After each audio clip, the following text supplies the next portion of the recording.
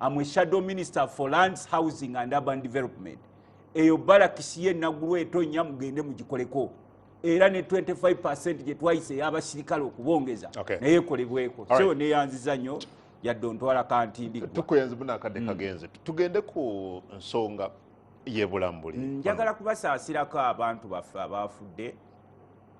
Okusaasira famire zammwe abantu baffe abafudde ebulambuli. Naye no government nayo, the government itself is a disaster. NRM government itself is a disaster, so it can't work on disasters. Kubanga buli nalaba mukulu Museveni atadde nnyo amaanyi mu kulaba nti ayamba gurupu z'abalaala abantu abayingira mu Uganda betutamanyi waje bava. Lwaki tateeka amaanyi okulaba nga ayamba bannansi ng'abo? Kubanga si gwe mulundi okusoose. Kigenda kiri continuous. Nze luli amataba gaali gantutte mu kibuga. Wano ku Port Bello Road impeseekawo nga wakava ku Ministry of Works. Imagine niya Ministry of Works. Enkuba neetonya nga tolinawo oyita. Wano mu kibuga mubadde mulaba wano amataba gabadde gatambula lwakuba nti no some individuals abo bahamu bembadde ndaba ate bazibukula emidumu. KCCA, where are you? Hamu Kigundu sigwe tusasula sente mwe mwali badde musooka okugogola emifulejje emyala ne tusobola okuba nti n'ekibuga tekifuladinga. So n'olwekyo bino bibamba honorable bigwa bitalaze. What is it that government should have done kyetakoze?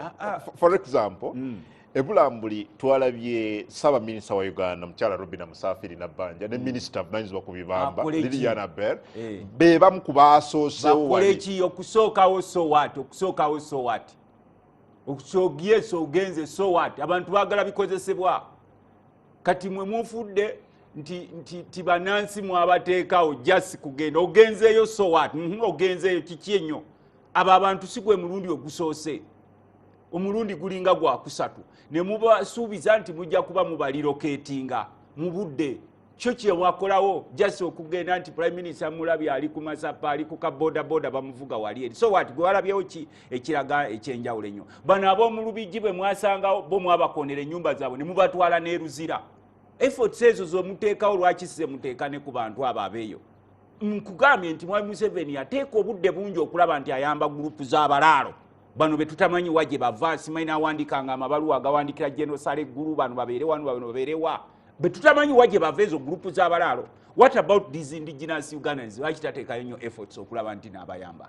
So kakati nze sisubi but there were some efforts. I don't expect any there were some from efforts disaster ministry. Abantu mu Erigon okutwalibwa ekiryandongo efforts were not enough. Government bwe yafuna ettaka ekiryandongo ne batwalayo after amataba rather okuyimbuluka kwa 2010. Then the other year 2019 era government nefuna ettaka ebulambuli okwongera okuba relocating, and I am reliably informed that a good number has been relocated. No, if a good number has been relocated, then why the alarm? Why the alarm? And a good number has died in the same fate. A good number. Kuba manya abantu abafudde 15. So far to the more than 20. More than 20. More than 20 obayita batono. Tubadde tukyakaabira baawana ekiteezi abaakajja bafe. Those are Ugandans. Nabo beetaaga okubayambako nga Museveni wakwata efforts ze n'agenda n'ayamba ku gurupu zabo betuli abo bayita abalaalo. Bano bannayuganda boolaba bakazi bato ne basajja bato abali mu kufa. Government erina capacity okubayamba. There is money. We allocate money for that ministry. Ziragawa just okugenda nenda ne bagenda n'obubaafu n'obuntuntu obwo bw'okubazanyira ku bwongo mu government ebayambe ne bawayo kutuunga ne balyako ne bawa n'obubaafu. You see efforts eziraga nene we sibanenya kubanga kati bw'otunuulira ekiriwo mu ggwanga. Every person in NRM government is worried. When you sit with them, the ministers, all high-ranking people in NRM government are worried. I don't know whether they are worried about they think they are going in exile. Kwanga bw'otunuulira ebintu byabwe n'owulira the same government nti central bank abagibyeko buwumbi oba okyali awo nti wabaddewo abasajja abavuga buliyoni van ng'erimu biliyoni ne bagibulawo ne sente. Can you disappear from a bullion van? Omanyi biliyoni kyetegeeza nga ne buliyoni van ebeerako kamera eziketta. Oba okyali awo nti in the same government bank post bank wabadde ebicupuli bya 500 oba okyali awo nti ate kati ne General Museveni yataddewo etteeka bw'aba ayita ku kkubo balina okusiba emmotoka paka bw'atuuka ewaka n'asooka awummula namu. Even that nomubanga muli mu nsi efaanana bwetu. So kati gavumenti eyo giraba abagirimu bali worried, they don't care. Everyone seems to be thinking about the next step. You know, being in a country where you have a lead of 80 years plus, nga n'abamwetoolodde tebakyavaamu kivaamu kigamba nti kati tulina next step eddako ebyo tebika kati efforts General Museveni gye yakwata n'akwata bano abanegerecting omulimu gwabwe ogw'ekiteezi bakisaka. I want him to use the same efforts under the Ministry of Disaster. Are looking for those technical people who didn't do their work, who slept on duty. Agenda abakwata abagambe nti twalina okulilocating abantu bano. What happened? Where did you put the money? Instead of moving around with the bubafu and seeing the Prime Minister riding on a motorcycle. Rescue operations. Which rescue? Rescuing what? Now people are dead. You are rescuing what? You are rescuing dead bodies. You are rescuing what? People already dead. Waliwo abasoba mu kikumi abasuubira okuba nti bakyali wansi mu ttaka anti kaakati bagezaako okuba abali wansi mu ttaka. They are dead. They are dead. Are you going to rescue dead bodies? You can't rescue a dead body. You have just gone to pick dead bodies, but not to rescue. Because you are supposed to rescue these people before they die. Efforts ze mukozesa wano okukwata abantu b'ekiteezi simanyi mubagambe mugende mukuta ab'omulubigi be mwasangawo even the nema what law yajja mu 1995 mubakutte mubalemedde mubatutte eruzira bali eyo gye bagenda okulira sekukulu. Why can't you use the same efforts okulaba nti abantu be babayamba kwamala okuwa ekyokulabirako? Waliwo kitegeddeko lwaki ekitundu ky'ekayunga kirimu amawanga mangi ag'enjawulo in Buganda amangi ennyo nnyo nnyo. Mu biseera by'Obote n'Amini eyo Kayunga ye wali major public land nga gyesinga obunene. Abantu baba relocatinga nga okubajja mu disaster areas ne babajja ne babateeka awo mu bifo ebyo. Ne kati omuntu omujja Mbale omututte siweeyo Kiryandongo from Mbale to Kiryandongo how many miles? No, you just count. Omuntu omujja from Mbale to Kiryandongo waki omutwale eyo yonna? Tell me about government has the capacity to buy land in the nearby areas. Which government did later on? Bulambuli wennyini awo. If they did so, why is it at this point? Maybe what has been happening is slow pace relocation. There is no slow pace. There is no slow pace when you have a government. Ebyo byemwogerako ebyo byakyejo kakati gwe njagala ombuulireko wano ombuulireko nti alabasanyuka TV ebyemu ku bifaananyi abo be bannayuganda they are dying because of negligence of government officials abalina okukola because who is responsible for this? No, the government of NRM is responsible. Ne kano katyabaga ekibamba kyagudde. It's a natural disaster. Is it the first time for that thing to happen in the same place? Did you expect government of controlling a disaster? And they could have done so by yesterday. How? By yesterday kati gwe nkugambye nti baafulumya ne ssente okulilocatinga abantu abo. Government erina okuteekawo monitoring team okulaba nti such disasters when they happen they don't harm people at such a bigger percentage nga bw'obalaba abo abaliwo. They have lost their lives, they have lost property.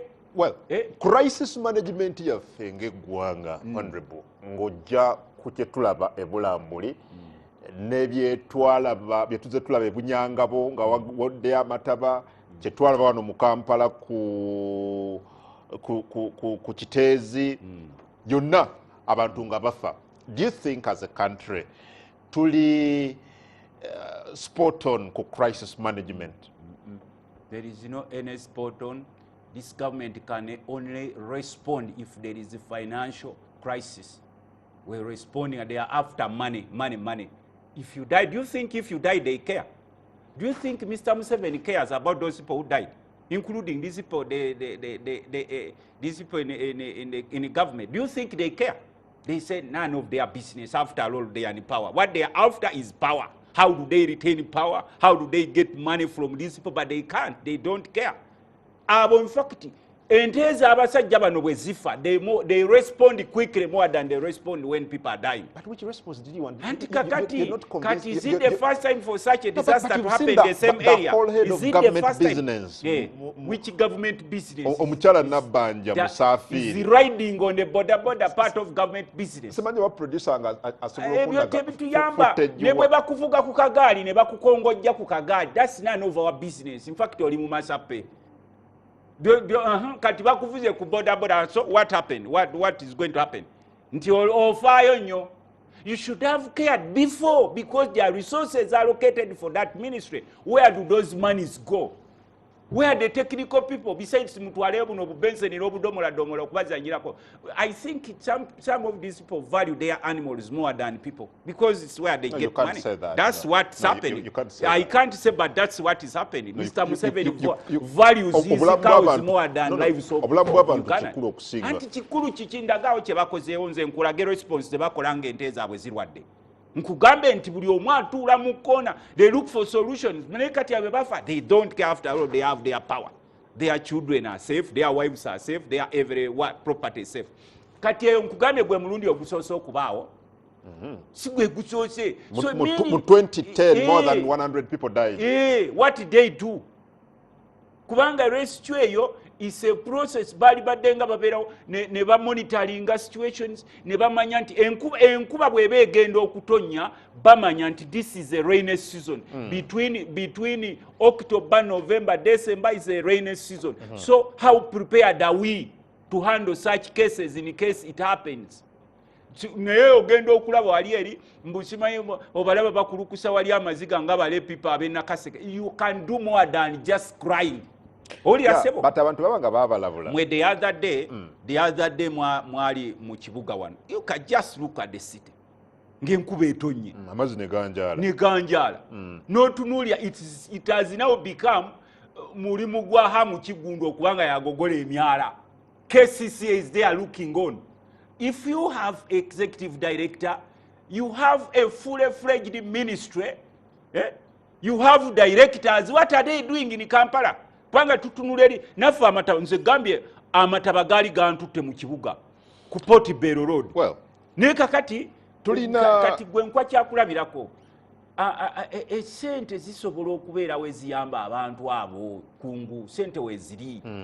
We appropriate money for that ministry. Where does it go? I can't blame this younger minister, Honorable Babel. What can she do? Even before she became a minister, such disasters are never happened. Yes, nobody honorable John Musirajo, naganti mu kitundu kino mu Erigon already badde balabenjatika. What happened? What did they do? What are the technical people doing? Abantu kyebeebuuza nti lwaki government teyawa early warnings, messages. Which government are you talking about?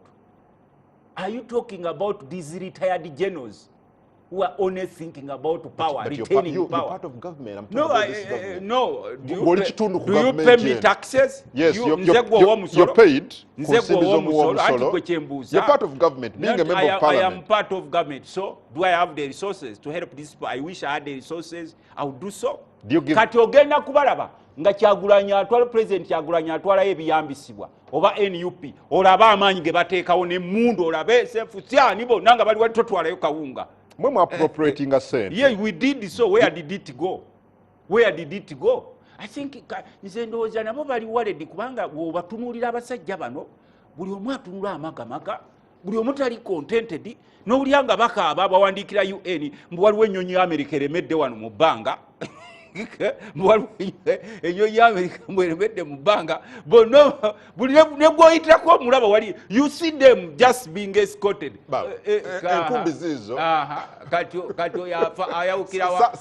ayawukanira wa Neremani we Nakaseke ng'akutta akakumbi ako. Producer Katono, look at the government's rescue mission. The Prime Minister is crying, even people behind her crying. Laba rudimentary method gye bakozesa. Can you imagine? That is a country you have.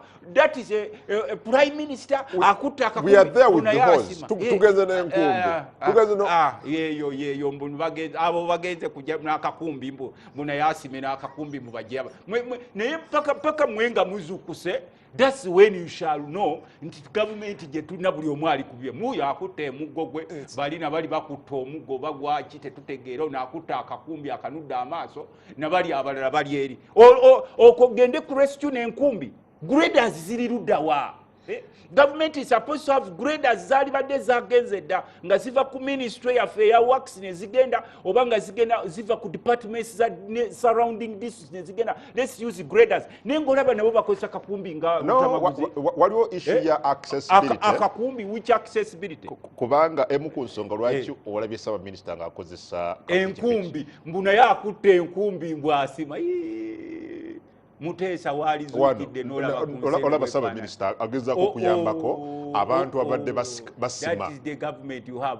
That's the kind of government you have. Watira mukawo katino producer oyabadde asimayo muntu yabadde asimayo muntu ayambako ababadde basima atya mbulira eyo ye response eyo giraba.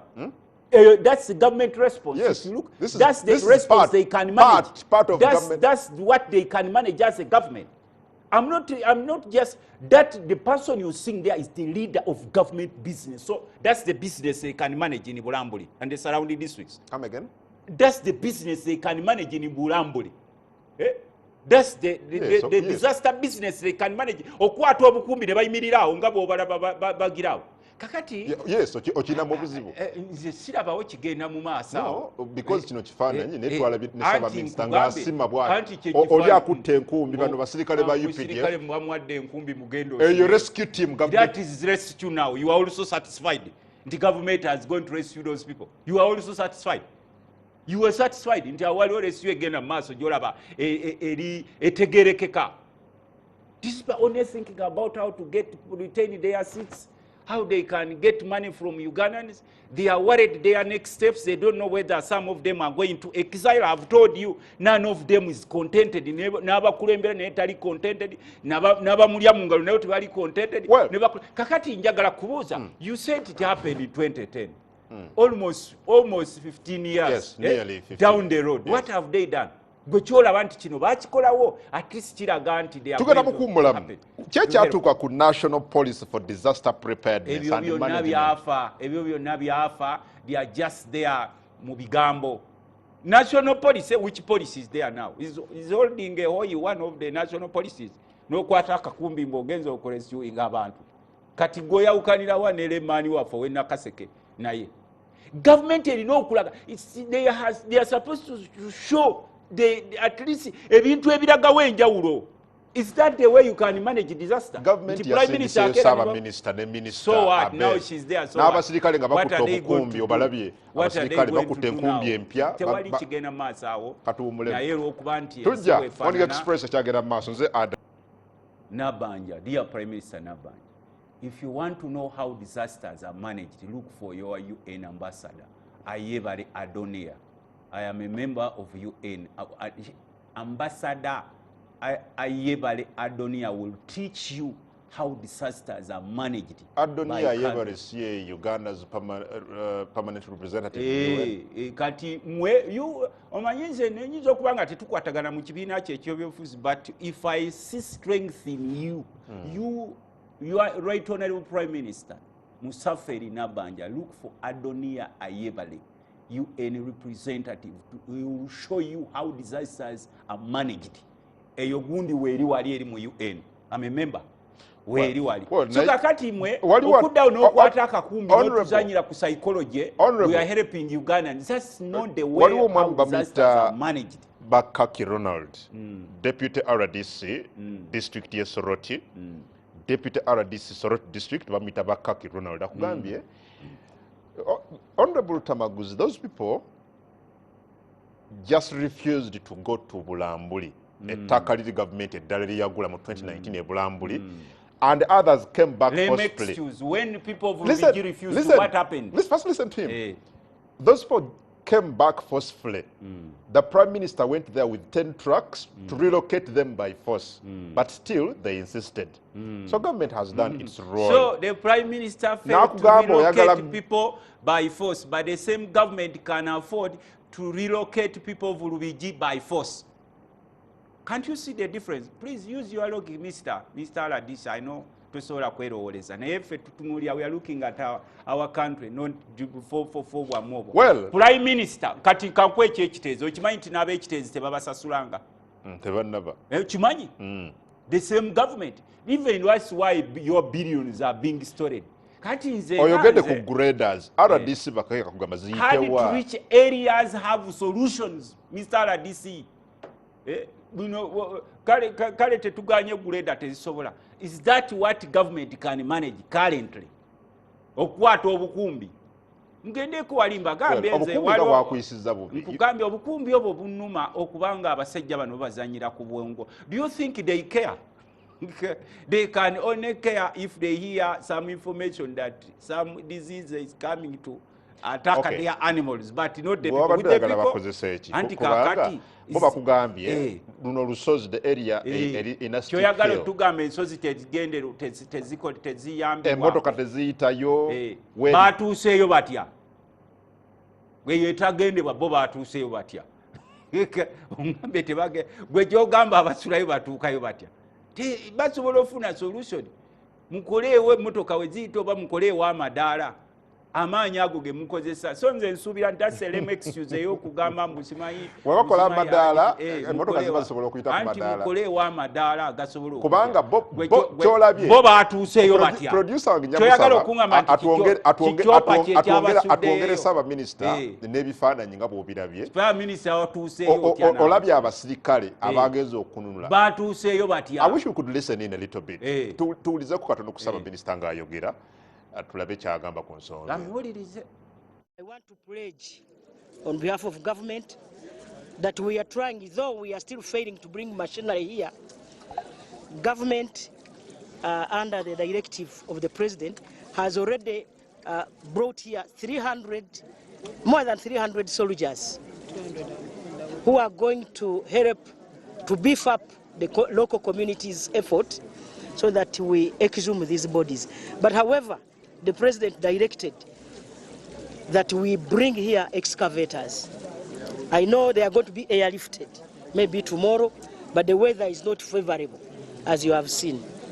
And so we have a long-term plan, short-term and long-term. Short-term, we are relocating these people to Bunamutie, and the vehicles are already there on the site.